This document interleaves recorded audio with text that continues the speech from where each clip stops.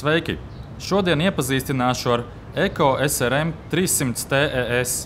Tas ir ļoti unikāls krūmgriezis. Unikalitāte slēpjas reduktorā. Ja parasti šādiem krūmgriežiem zobratu pārnesuma skaitlis ir 1,33 līdz 1,36, tad SRM 300 TES tas ir 2,07. Tas par apmēram 50% uzlabo griezes momentu. Līdz ar to krūmgriezis ir nevainojami piemērots lielas noslodzes darbiem. Vēl vairāk – 28 kubikcentimetru dzinējs, 7 mm piedziņas vārpsta, svars tikai 6 kg. Rokturi var noregulēt bez papildu instrumentiem. Viegli pārvietot, viegli pagriežams rokturis.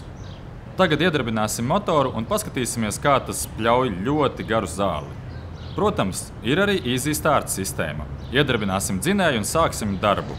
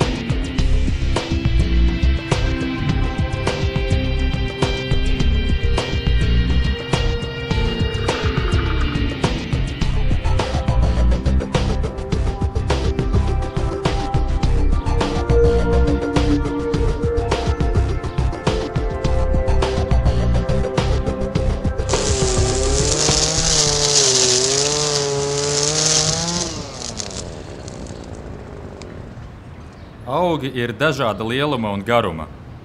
Tos nav viegli nopļaut. Taču SRM 300 TES ļoti labi tiek galā ar šo uzdevumu.